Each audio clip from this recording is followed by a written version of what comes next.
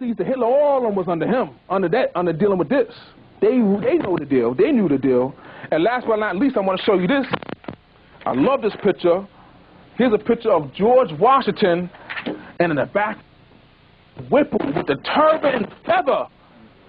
Exactly like Noble Drew Ali, with the turban and feather. It's as if, like, this is Noble Drew Ali back then, saying, I've seen what you're doing, George, because I'm going to come back later at a later time to say, remember that tree you chopped down? And remember that flag you put into the vault? Because you see pictures of Noble Drew Ali with the exact same thing, turban and feather. Now, who's Prince Whipple? Where did Prince Whipple come in?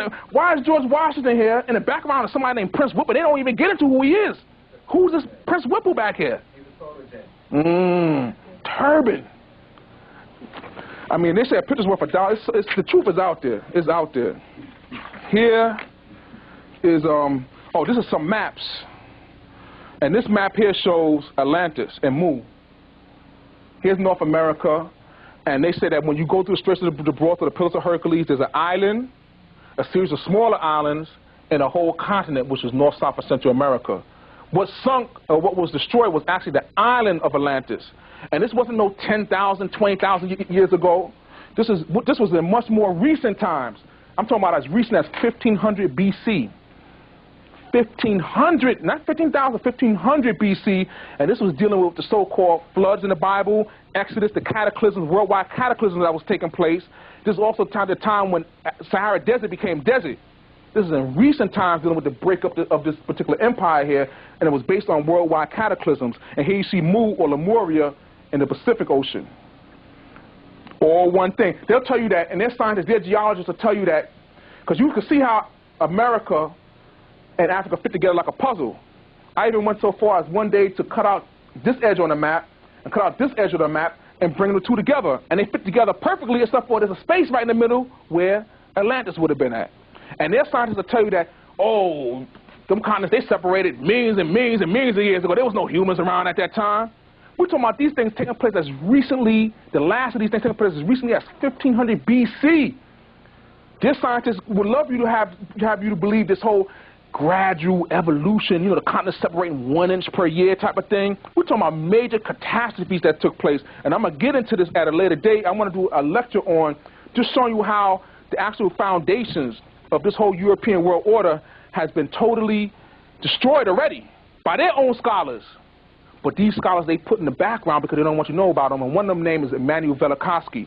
And I must talk more about him. But he gets into this whole cataclysmic thing about this planet and the different cataclysms that took place as recently dealing with the planet Venus. We think planet Venus has always been there. Planet Venus was a comet that at one point came so close to Earth, it caused the destructions that took place, and then it settled in the orbit that we now see as Venus.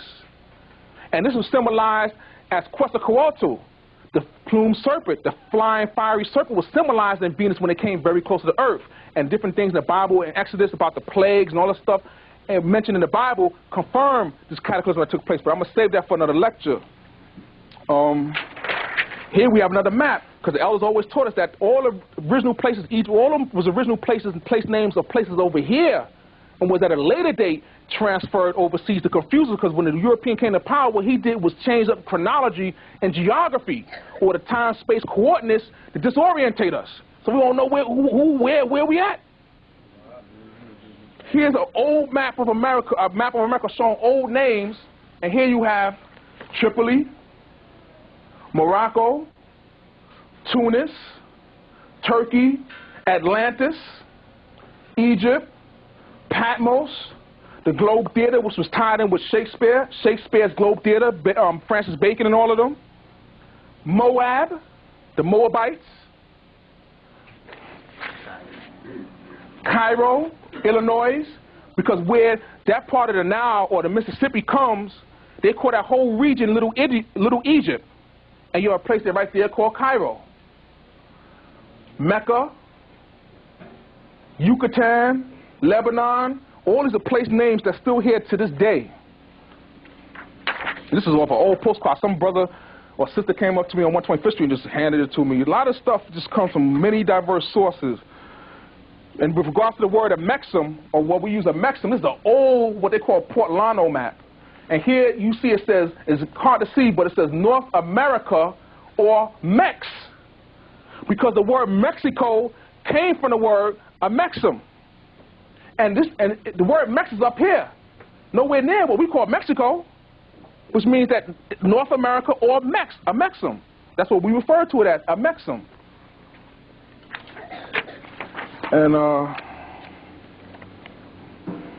here's just some other things that I threw in here. This is a picture of George Washington Carver. He was one of the greatest scientists known on the planet. He was a master alchemist. This man, get to know him better, because this man was a master. He was one of the great, the Europeans referred to him as the Egyptian pharaoh. He was a master, and you always see him with this rose right here. The original Rose Croix, Rosicrucian. He was a master. The things he done, yeah, my brother. That brother really talked about in a book called The Secret Life of Plants. Yes, indeed, brother. Man, I mean, people think that he just took the peanut and was just, breaking it down. I mean, just making different stuff out of it. He was breaking the whole molecular structure down of the peanut and then rearranging it molecularly. In other words, making it into wires, fibers, plastics.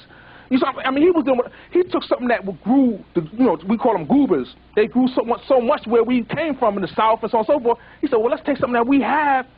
He was able to put together a whole 5-course meal with drinks, dessert, everything just from the peanut. Exactly. You hear about all the synthetic stuff, like where they make synthetic flavors and all that stuff like this. All that came from him. Taking the plant. I mean, see, I always thought that he was just taking a plant and mashing it up and maybe just making stuff out of it. You know what I'm saying? Like, just mashing it up. I didn't know the brother was actually breaking down the molecular structure of the peanut and then reorganizing the molecular structure. I mean, that's a whole. I mean, he was dealing with stuff, man. This man was a genius. He was one of the greatest scientists that ever lived. Period. I also threw this into the mix, and I've got to leave some time for questions. So I'm just hitting you with a couple of things here and there. This is taken from a pamphlet that I published called the Ben Ismail Tribe, the hidden history of the Moors who later led to the rise of Garvey, the Nation of Islam, and Moorish science. Here's a group of so-called Indians, or as the white man was taking over the eastern seaboard, they all packed up to go further west, and they referred to themselves as the Ben Ismail Tribe, led by a man named Ben Ismail. Now, why would a group of Indians call themselves the Ben Ismail Tribe? And why, when they go to Indiana, Illinois, why would they set up a migration pattern shaped like our Great Seal, and they called the cities that they migrated from Mecca, Morocco, and Muhammad? This is supposed to be Indians, so-called Delaware Indians in them. Why would they call themselves Ben Ismail and set up such a migration pattern shaped just like our seal?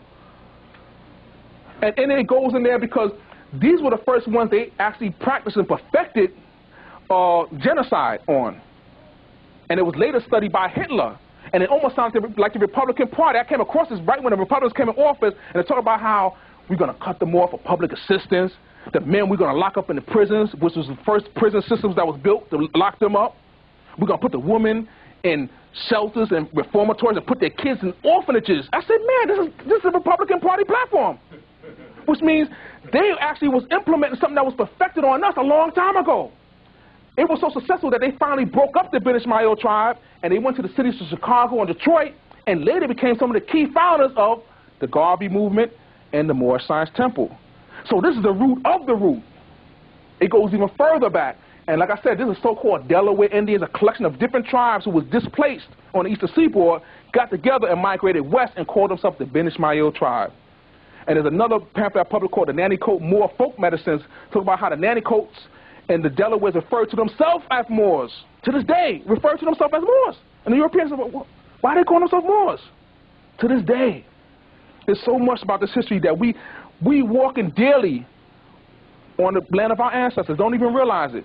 We looking towards Africa, all this, giving up all this right here. And people think Garvey wasn't talking about all of us going back to Africa. He was talking about the scientists and engineers going there.